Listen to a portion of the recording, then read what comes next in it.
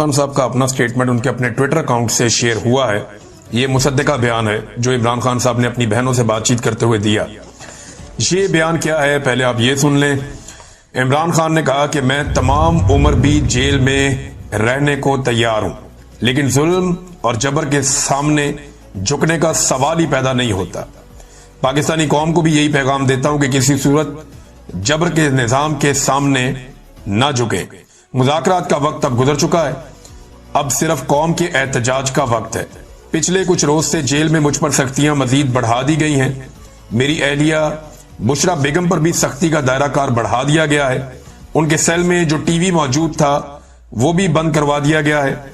मेरे और मेरी अहलिया के तमाम इंसानी और कैदियों को दिए जाने वाले हुकूक मुअत्तल हैं, जिसका हिसाब होना चाहिए। मुझे मालूम है कि एक कर्नल और जेल सुपरिटेंडेंट अंजुम ये सब कुछ आसिम मुनीर के कहने पर करवा रहे हैं। अपनी पार्टी को वाज़ेह हदायत करता हूं कि अगर मुझे जेल में कुछ हुआ तो इसका हिसाब आसिम मुनीर से लिया जाए। बुशरा बेगम पर जुल्म इसलिए किया जा रहा है क्योंकि मेरे दौर में जब आसिम मुनीर को ओहदे से हटाया गया तो उन्होंने जुल्फी बुखारी के जरिए बुशरा बेगम को मुलाकात का पैगाम भेजा था, जिसे बुशरा बेगम ने ठुकरा दिया था। इसीलिए आसिम मुनीर ने उन पर सख्तियां रखी हुई हैं। शुरू दिन से ही उनकी कोशिश है कि बुशरा बेगम पर सख्ती करके मुझे तोड़ा जा सके। जिस जेल में मुझे रखा हुआ है वहां सैकड़ों पाकिस्तानियों के कातिल और दहशतगर्द भी मुझसे बेहतर हालत में रह रहे हैं। एक फौजी रिजवान को शानो शौकत से रखा हुआ है, लेकिन मुझ पर हर तरह का जुल्म जारी है। ये जो भी कर ले, इस जुल्म के आगे ना मैं पहले झुका था ना ही अब झुकूंगा। पंजाब में पिछले 2 साल से मरियम नवाज और मोहसिन नकवी के ज़ेरे साया जबर और फसादियत का जो माहौल है उसने जमहूरियत और सियासी सरगर्मियों का खात्मा कर रखा है। तमाम मेंबरान असम्बली का काफिले की सूरत में पंजाब आकर सियासी इज्तिमा करना खुश आइंद है। इस वक्त मुझ समेत कई अफराद सख्त तरीन जेलें काट रहे हैं। इसलिए पार्टी का हर शख्स अपने जाती इख्तलाफात को मुकम्मल तौर पर नजरअंदाज करे। मीडिया के सामने अपनी जाती और अंदरूनी मामलात को ज़ेरे गुफ्तगू लाना किसी तौर काबिल कबूल नहीं है। मेरी सख्ती से हदायत हैं कि पार्टी में बड़े से बड़ा ओहदेदार या छोटे से छोटा रुकन या जिम्मेदार social media, electronic media, print media या किसी भी और फोरम पर पार्टी के अंदरूनी मामलात या इख्तलाफात का इजहार मत करे। अपनी सारी तवज्जो सिर्फ और सिर्फ एहतजाजी तहरीक पर रखे ताकि मुल्क में इंसानी हकूक की बहाली मुमकिन हो सके। अगर किसी जिम्मेदार ने इस एहतजाजी तहरीक में हिस्सा ना लिया, फिर इसका फैसला मैं जेल से खुद करूंगा। तमाम पार्टी मेंबरान और ओहदेदारान को हदायत करता हूं कि मेरे ट्विटर पैगामात को खुद रीट्वीट भी करें और ज्यादा से ज्यादा अफराद तक मेरे ये पैगामात पहुंचाएं। सेनेट की टिकटों के हवाले से पार्टी बामी मुशावरत से फैसला करे। साबिक वज़ीर-ए-आज़म इमरान खान ने अडयाला जेल में वकला और अहले खाना से जो गुफ्तगू की, ये जनाब उसका खुलासा है। लगभग 15-16 हजार दफा ये रीट्वीट हो गया अब तक। जब मैं ये वीडियो रिकॉर्ड कर रहा हूं 16 हजार मरतबा इमरान खान साहब का ये बयान। अभी भी बिलाशुबा इमरान खान साहब का जो ये ट्विटर हैंडल है, ये पाकिस्तान का सबसे तगड़ा और बड़ा ट्विटर हैंडल है। यहां से सबसे ज्यादा चीजें वायरल होती हैं। पाकिस्तान के तमाम अखबारात की सर्कुलेशन आप एक तरफ कर दें और इमरान खान के अकेले एक ट्वीट की सर्कुलेशन आप एक तरफ कर दें तो पूरी दुनिया तक ये मालूमात ज्यादा जाती हैं। लोग पढ़ते तो मिलियंस के अंदर है, वो तो बहुत बड़ी तादाद में है। यानी अगर यहां पे आप देखें कि कितने लोगों ने इसको लाइक किया तो 21,000 लोगों ने इसे लाइक किया है, 16,000 लोगों ने इसको रीट्वीट किया है और इसके ऊपर 2,25,000 जो है वो कमेंट्स हैं। तो बहुत ज्यादा लोग इमरान खान साहब के ट्विटर को फॉलो करते हैं। अब तो इसको एक्स कहते हैं। जबकि इमरान खान साहब का ये जो इसकी रीच गई है वो लगभग 8.5 लाख तक जा चुकी है। तो इतनी सर्कुलेशन तो पाकिस्तान के सारे मीडिया की मिला के नहीं बनती। जितना भी प्रिंट मीडिया है उस सारे को आप इकट्ठा भी कर लें तब भी। नादरीन, डॉक्टर यास्मीन राशिद साहिबा के हवाले से एक बड़ी अफसोसनाक खबर है और बड़ी तशवीशनाक खबर है और उनकी तबीयत काफी खराब है। और ये शाकिर महमूद ऐवान साहब ने भी बताया, सनम जावेद ने भी बताया, कुछ और लोग काफी दिनों से बता रहे हैं कि डॉक्टर यास्मीन राशिद की तबीयत इंतहाई नासाज है।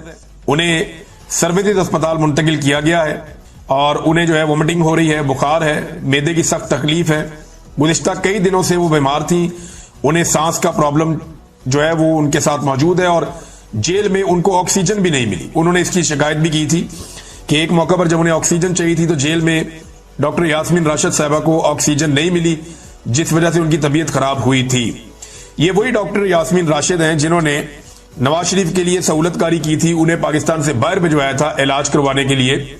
जब मियां साहब ने कहा था उनके प्लेटलेट्स बहुत कम हो गए हैं, खुदा न खास्ता उनकी जान जा सकती है, अदालत ने भी कहा कौन जिम्मेदार होगा, तो फिर डॉक्टर यास्मीन राशिद साहिबा ने मियां साहब को तमाम सहूलियत फराम की, अस्पतालों में उनकी फैमिली को सहूलियत फराम की, अस्पतालों का सारा निजाम उनके ताबे कर दिया, और फिर एस्टेब्लिशमेंट ने किस तरीके से मियां साहब के प्लेटलेट्स की रिपोर्टें बनाकर मियां साहब को पाकिस्तान से बाहर रवाना कर दिया, और बाहर जाते ही मियां साहब के प्लेटलेट्स ठीक हो गए। वो हमने चैलेंज किया हुआ, मियां साहब ने आज तक उसका जवाब नहीं दिया था। अब नादरीन, ये डॉक्टर यास्मीन राशिद साहब वही खातून है, लेकिन उसी नवाज शरीफ को इन्होंने शिकस्त दी इलेक्शन में, और वही नवाज शरीफ और नवाज शरीफ के जो आका हैं वो इन्हें बाहर नहीं आने दे रहे। आज उसी नवाज शरीफ की बेटी की सूबे में हुकूमत है, और डॉक्टर यास्मीन राशिद साहिबा के साथ क्या हो रहा है ये आप सबके सामने है। तो शरीफ खानदान जो है ये किसी का भी सगा नहीं है, ये सिर्फ अपने मफाद के हैं। इनके साथ आप नेकी भी करेंगे तो ये क्या करेंगे वो आपके सामने है। इमरान खान साहब ने अपने जो बयान में कहा कि सेनेट की टिकटों के हवाले से पार्टी बाहमी मुशावरत से फैसला करे। इससे पहले इमरान खान साहब खुद फाइनल करते रहे टिकटें। अभी शेख वकास अकरम साहब ने नेशनल टीवी पे इंटरव्यू देते हुए कहा, वसीम बदामी साहब से वो बात कर रहे थे, तो शेख वकास अकरम साहब ने कहा कि मिर्जा अफरीदी का टिकट पहले भी इमरान खान ने फाइनल किया था, अब भी इमरान खान ने फाइनल किया। तो जो लोग भी तनकीद कर रहे हैं वो इमरान खान के फैसले पे तनकीद कर रहे हैं। तो देखें, अगर सरमायादार को टिकट इमरान खान साहब देंगे और ये बताएंगे कि वो इनकलाब ला रहे हैं इसके जरिए से, तो ये तो फिर कोई भी बिलीव नहीं करेगा। अगर मिर्जा अफरीदी जो है ये अपने पैसे की बलबूते के ऊपर काबिल कबूल बन गया, जिसने बहुत इंजॉय किया वो टाइम जब पाकिस्तान तहरीक इंसाफ को मार पड़ रही थी, जब तहरीक इंसाफ के कारकुनों को, मीडिया को, शायरों को, सिविल सोसाइटी को, वकला को, सबको मार पड़ रही थी, आम आदमियों को, औरतों को मार पड़ रही थी, उस वक्त मिर्जा अफरीदी और कुछ और लोग एंजॉय कर रहे थे। अगर मिर्जा अफरीदी ने उनके लिए ये गुंजाइश निकल गई है तो असद उमर, अली जैदी, इमरान इस्माइल, फवाद चौधरी, फारूक हबीब, महमूद खान, अंदलीब और मुराद राज, बहुत सारे दर्जनों और लोग हैं, बेशुमार हैं, तो इन सब के लिए भी गुंजाइश निकल जानी चाहिए फिर तो। या सिर्फ उसी के लिए गुंजाइश निकलेगी जिसके पास पैसा ज्यादा है या जो चंदा ज्यादा दे सकता है। तो ये तो इमरान खान के खाते डाल दिया। शेख वकास अकरम साहब ने क्लियरली कह दिया कि पहले भी मिर्जा अफरीदी को इमरान खान ने फाइनल किया था और अब भी इमरान खान ने फाइनल किया। वैसे इमरान खान साहब ने जेल में बहुत सारे लोगों को वादा कर लिया था सेनेटर बनाने का, लेकिन हुआ ये कि पीटीए की सीटें कम रह गई, मखसूस नशिस्तें भी चली गई, उससे भी 2 सेनेटर इनके कम हो गए। तो जब सेनेटर्स की तादाद कम होती चली गई तो ऐसी सूरत में यानी एक आधा सेनेटर ज्यादा अपोजिशन को, इनको तो 9-10 सेनेटर इनको मिल रहे थे, तो इमरान खान साहब ने उतने ही लोगों से वादा कर लिया था। अब वादा ज्यादा से कर लिया है, सीटें कम रह गई हैं, लिहाजा पार्टी जो है वो खुद ही डिसाइड करे। तो पार्टी का झुकाव तो बज़ाहिर जो दिखाई दे रहा है वो सरमायादारों की तरफ है और सरमायादारों को फायदा होगा। ये इमरान खान है जिसने पाकिस्तान को एक लड़ी में पिरो दिया है, ये आपको किसी और पार्टी में ऐसे नहीं मिलेगा। हाँ, एक दौर था ऐसा जब बेनजीर भुट्टो का दौर शुरू हुआ था ज़िया-उल हक के मरने के बाद, तब ऐसा लगता था कि एक औरत है जो पाकिस्तान को जोड़ती है, वो दौर था। उसके बाद कोई ऐसा आदमी नहीं आया जो पूरे पाकिस्तान को जोड़ता हो। नवाज शरीफ कभी भी जीटी रोड से बाहर नहीं निकल सका, अगर वो खैबर पख्तूनख्वा में गया तो 1-2 जिलों तक महदूद रहा। नवाज शरीफ बड़ा नहीं हो पाया, कहीं भी नहीं जा पाया। पाकिस्तान तहरीक इंसाफ बेनजीर भुट्टो के बाद वो वाहिद पॉलिटिकल पार्टी है जो पूरे पाकिस्तान में यकसा मकबूल है। सिंध ने साबित किया कि वो इमरान खान के साथ खड़ा है। मज़ार कायद के इर्द गिर्द जिस लेवल की फस्तायत की गई है ना, ये सिंध हुकूमत और एस्टेब्लिशमेंट ही कर सकती है। वैसे तो एस्टेब्लिशमेंट ने कायदे आज़म के साथ जो किया था वो भी आप अच्छी तरह जानते हैं। इन्हें अपना कारोबार, अपनी कुर्सी, अपना पैसा, अपना इक्तदार, अपना इख्तियार, उसके बाहर तो पाकिस्तान की मिलिट्री एस्टेब्लिशमेंट को कुछ दिखाई नहीं देता। बहुत ढीठ है ये लोग, बहुत ढीठ है, कई दहाइयों से यही कर रहे हैं। यही इन्होंने कायदे आज़म के साथ किया था। जिन्होंने कायदे आज़म को नहीं बख्शा वो कायदे आज़म के मज़ार का एहतराम करेंगे।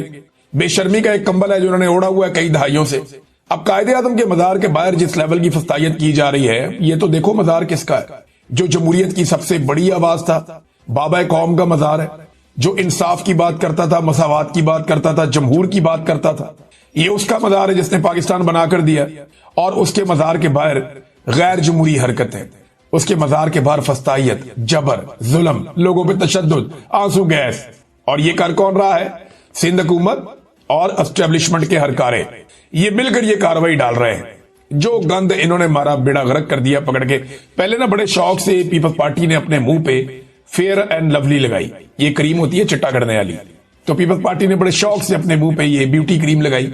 लेकिन फिर 48 घंटे भी नहीं गुजरे, पीपल्स पार्टी ने अपने मुंह पे चेरी ब्लॉसम मल ली, जबरदस्त किस्म की पॉलिश इन्होंने अपने मुंह पे कर दी। ये है इनकी टोटल औकात जो इन्होंने किया।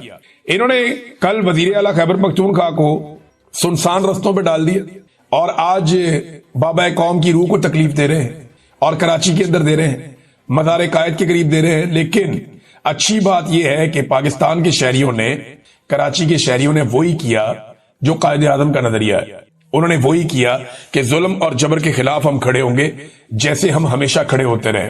जिन लोगों ने पाकिस्तान बनाने के लिए कुर्बानियां दी वो आज पाकिस्तान बचाने के लिए भी मैदान में आए। देखिए ना, जाली हुकूमत है, सब जानते हैं जाली है। सिंध हुकूमत भी जाली है, बलूचिस्तान हुकूमत भी जाली है, पंजाब हुकूमत तो बिल्कुल ही जाली है। सिंध में तो चलो पीपल्स पार्टी को थोड़ा बहुत वोट पड़ जाता है, बलूचिस्तान में तो वोट ही कोई नहीं है इनकी वहां भी हुकूमत बना दी। पंजाब में PMLN का वोट खत्म हो गया, लाहौर में वो सीटें सारी हार गए। यानी लाहौर की टोटल मिला के 44 सीटें हैं सूबाई और कौमी असेंबली के हलकों की, और उन सारी सीटों में से PMLN जो ठीक सीटें जीती है वो 3 है, बाकी सारी वो हार गई है। तो ये है जनाब इनकी टोटल औकात।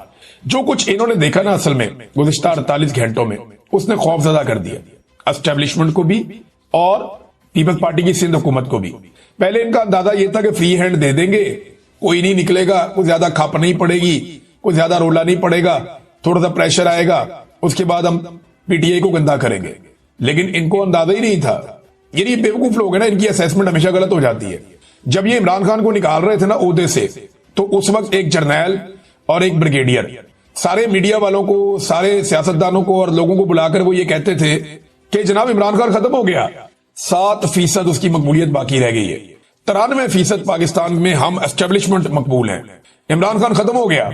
तब इनको अरशद शरीफ ने भी ये बताया, मैंने भी बताया, साबिर शाकिर ने भी बताया, हम सब ने इन्हें कहा कि यार बंदे बन जाओ, ना करो, ये फंस जाओगे तुम लोग, तुम्हें ग्राउंड के ऊपर लोगों के जज्बात का पता नहीं है। इन्हें आज भी नहीं पता था, इन्हें लगा कि शायद कराची नहीं निकलेगा, लेकिन कराची जिस तरीके से निकला उसने इनकी रातों की नींदें हराम कर दी। फिर इन्होंने रास्ते बंद किए। अब ये कहते हैं जनाब कि जो रास्ते बंद हुए ना वो ट्रैफिक जैम हो गई थी। भाई जगह जगह पे वो हसनैन रफीक साहब ने रुक के पुलिस वालों के इंटरव्यू लिए हैं, उनसे पूछा है कि रास्ता क्यों बंद किया है, तो उन्होंने कहा जनाब रास्ता बंद किया हुकूमत के कहने पे, हमें ऊपर से ऑर्डर आए, हमने रास्ता बंद किया है।